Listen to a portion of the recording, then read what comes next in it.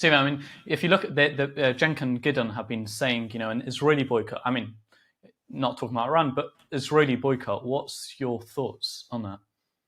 I don't think it'll do much. I mean, like, if you want to have this idea of, well, we're going to start treating Israel like they treat the Palestinians, then Israel would simply say, okay, well, we're just going to start acting like the Palestinians. And the first people that are going to go back on your boycott are going to be Jordan and Egypt, because they're going to say, well, hold on. We don't want to feel like we are living next to somebody who feels like they can attack us with impunity, bomb us with impunity, kill all of our civilians with impunity. Like, for real, not the, like, they do the bombing and some people are killed after leaflets and warnings or whatever, but like, we're going to go in and just like murder as many civilians as we possibly can, which is how Hamas acts when they have the ability to operate.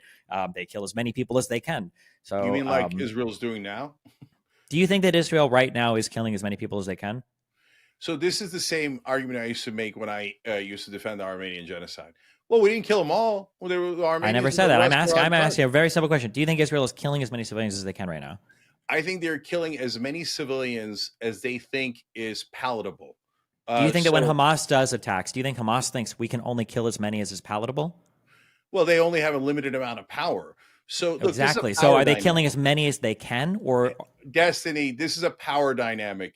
This isn't about. No, you can't use power dynamic to try to explain away every abhorrent action. This is exactly why Jewish people don't trust the rest of the world when people say things like it's a power dynamic. So that's why we can't help, or we can't say, or we can't do anything. And it's like, okay, because Israel says we're a power dynamic. We're however many 10 million Jews against 20 billion Arabs. Like, it's a power dynamic, right? It's the same argument. You sound exactly like the Ottoman Empire.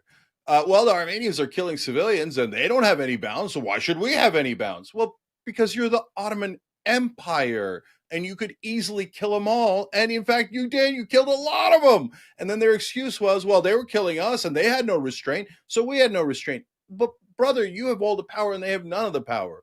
That's why you killed so many of them. And then they said the same exact thing you're saying today. Well, we didn't kill them all. I've never said they didn't kill them all. I'm saying that Israel clearly restrains themselves. That's very obvious. I don't believe that Hamas restrains themselves. I think that's pretty obvious.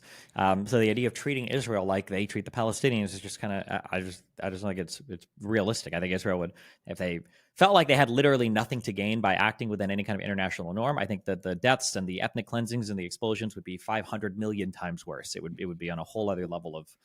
You have ironically, you have a much darker view of the Israelis than I do.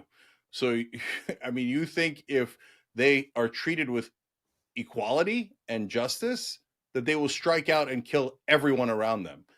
I hope not. I hope. That is the language of the Middle East, right? And has been for don't blame the Muslims for this. It's not the language of the Middle East. Who said anything about Muslims? The language of Israel. Hold on, Turkey are Turkish people. Okay, Persians in Iran. You have Muslims and Arabs as well. You have Israelis and Jews. Like, it's not just one people. The language of the Middle East has been a language of. Hold on, I'm sorry. Wait, do you think there were like all the caliphates were accomplished by conquest? All of the Middle East over the past 100 years has been embroiled in bitter war with each other, whether from Pakistan to Iran, Iraq, to Yemen, to North Africa. I mean, like, are we denying that? Or so look, what you're doing is you're conflating two different things. Throughout the history of the world, everybody did conquest, they did slaughters, the Mongols did it, the Europeans did it, the caliphates did it, everyone did it. Okay, so it was universal. So that's the past. Then after World War II, we enter the modern era. And in the modern era, there's this image of, oh my God, the Middle East is it's in so much turmoil. There's so much violence. Oh, they're so irredeemable, right? No. Wait, I didn't say anything about irredeemable. And it is insane for you to say that after World War II, everything was just peachy. That is absolutely not true. Iraq-Iran war happened. Saddam Hussein happened. The Kuwait invasion happened. The Yemen civil wars has happened. The Syrian civil wars. The idea that it's been just peachy after World War II is completely detached from reality. Peachy, but what you're trying to get into people's heads is, don't worry about the Middle East. Bunch of violent people always killing each other. No, Europe is 10,000 times more violent, if we're being honest. I know that first of all, I don't even think I would necessarily white Christians, but Europe is by far the most violent continent in the history of the world by a landslide. But in American media, Middle East dark and violent. Oh, Europe enlightened and Western civilization. It's propaganda to make you think, oh, the Muslims are violent. You're and they had boxing- it coming. They had you're- it coming. Yeah, you're fighting against ghosts here. I'm not gonna.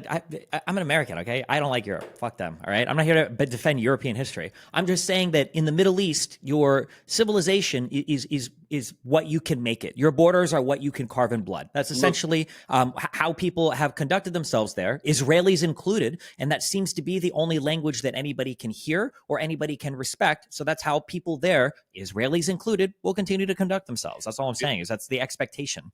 No, Israel and Egypt did a peace deal. It worked great.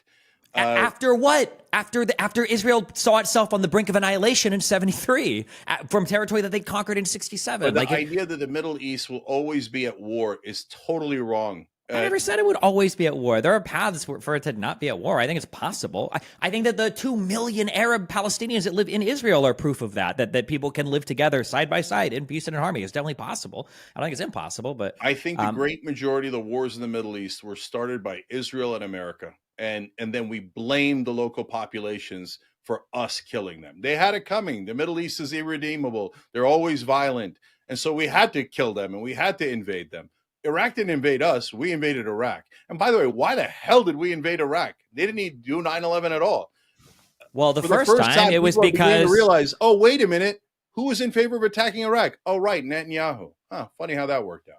Wait, why wasn't Netanyahu in favor of attacking Iraq? He was a neocon that was 100% clear. They wanted to attack 7 Arab nations.